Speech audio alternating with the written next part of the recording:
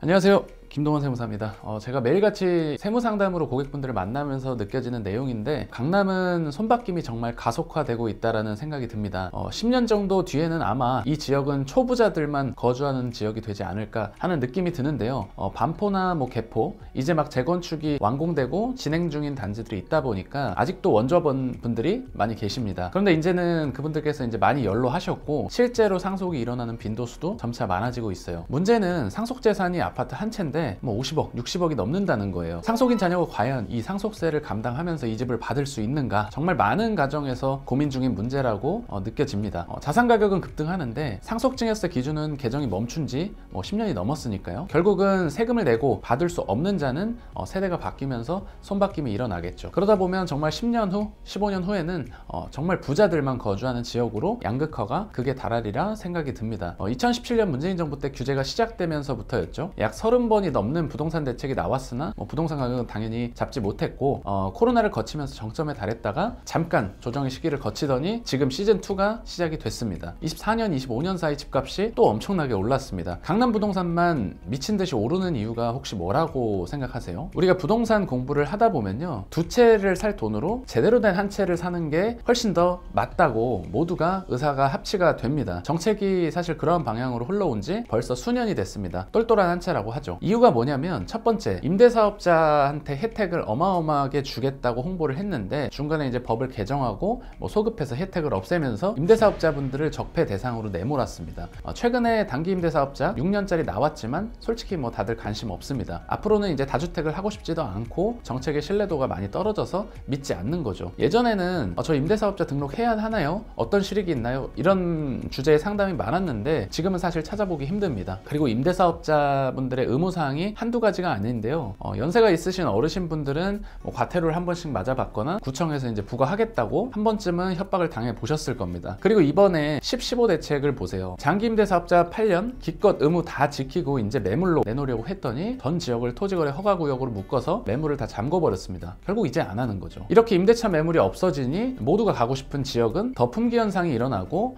가격이 상승합니다. 두 번째는 취득세와 종부세인데요. 주택을 두 채, 세 채 취득해서 다주택이 되는 것 3.3% 일반 세율이 아니라 8.4%, 12.4% 취득세를 내고 해야 하는데 하시겠나요? 최소 임대사업자를 등록하면 취득세, 중과세는 좀 배제를 해줬으면 하는데 또 그렇지도 않습니다. 아무도 임대사업을 하려 하지 않는 거죠. 그렇다고 그냥 두 채, 세 채 가지고 있어 보면 종합부동산세 장난 아닙니다. 강남 바닥에 종부세 이제 수천만 원씩 내신 어르신분들 굉장히 많았습니다. 은퇴하고 소득이 없는데 이 세금을 실현되지 않은 소득에 몇 천씩 때리니까 난리가 나는 거죠. 그리고 이제 애매한 10억짜리 주택 세 채를 가진 사람보다 40억짜리 한 채 가진 사람이 종부세가 적게 나오다 보니까 다주택자가 점점 더 의미가 없는 거죠. 집값은 10억이 15억 될 때 40억은 60억이 됩니다. 강남 집값만 왜 계속적으로 오를 수밖에 없는 구조인지 아시겠죠? 비아파트 시장, 즉 빌라나 오피스텔에 대한 규제를 대폭 완화하고 지방 부동산도 거래가 활성화될 수 있도록 세제 개편이 충분히 필요하다고 보여집니다. 주택이 있는 사람들은 집값이 오르는 것에 대해서 너무나도 고통스러워합니다. 왜냐하면 이거를 어차피 자녀에게 승계를 할 때 자산 가격의 절반 정도가 세금으로 나가기 때문인데요. 공제 금액은 내년에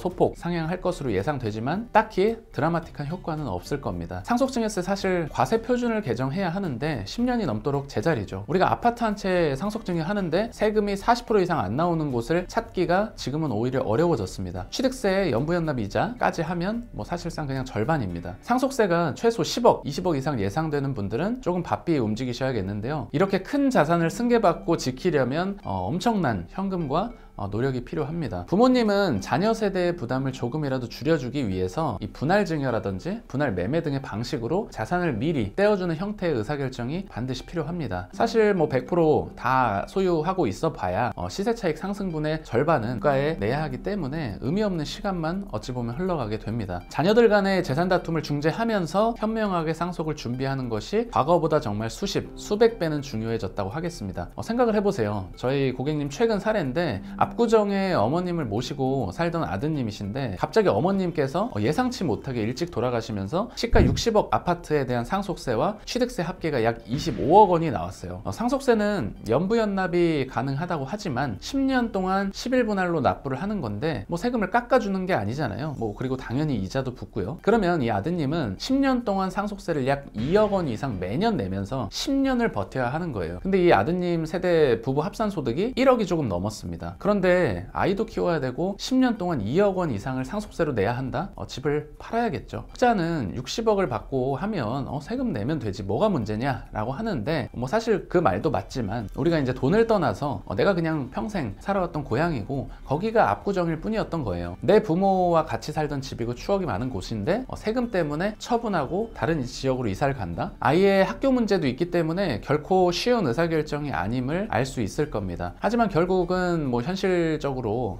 감당할 수 없는 세금이었고 매물로 내놨고 처분하면 30억이 조금 넘는 현금을 주게 되는 건데 이분이 살면서 다시 강남에 집을 살 수 있을까요? 로또를 맞지 않는 이상 웬만해서 영원히 어렵겠죠. 그러면 결국에는 강남 밖으로 나가야 하고 사실상 국가한테 쫓겨나는 거죠. 상담을 하다 보면 이러한 상황에 놓일 게 예상되는 분들이 정말 너무 많습니다. 공감이 되시는 분들도 많을 텐데요. 처분하고 다 정리해서 강남 밖으로 떠날 게 아니라면 지분증여나 뭐 지분 매매 등을 통해서 미리 준비하는 것이 반드시 필요하다 하겠습니다. 부모님께서는 빠르고 정확한 의사결정이 중요하다면 자녀분들은 승계받을 준비를 하는 것이 가장 중요하겠습니다. 부모가 아무리 주고 싶어도 자녀가 이제 준비가 안 돼서 증여를 못 받는다는 게 괜히 있는 얘기가 아닌 거죠. 세금이 뭐 수억 원씩 들어가다 보니 자녀 입장에서는 자산을 정말 많이 축적해야 합니다. 집을 가지고 있는 자녀분들은 다주택이 어차피 부담스러우니 차라리 나는 처분을 해서 전월세를 가고 부모님 자산을 승계받는 쪽에 자산을 투입하는 의사결정도 자산 증식을 하기에는 좋은 방향이라고 볼 수 있습니다. 어차피 정책 기조상 지금은 두 채 이상 보유는 사실상 힘들기 때문인데요. 물론 서로가 불편하겠지만 자산을 지키고 싶다면 그렇게 할 수밖에 없을 거예요. 가만히 있으면 결국은 세금 때문에 자산을 처분하게 되고 평생 일궈온 자산은 흩어지게 될 겁니다. 주변에 이제 급작스러운 상속이나 세무조사를 경험해 본 분들이 있다면 현실이 어떤지 느껴보실 수 있을 건데요. 부모님이 이제 승계를 해줄 수 있고 그거를 이제 수월하게 받아줄 수 있는 자녀보다 그렇지 않은 가정이 압도적으로 많기 때문에 앞으로 우리 가정에 일어날 일들에 대해서 깊이 있게 한번 생각해 보시는 것이 정말 중요하다 하겠습니다. 오늘 영상이 도움이 되셨다면 구독, 좋아요, 알림 설정까지 부탁드립니다. 감사합니다.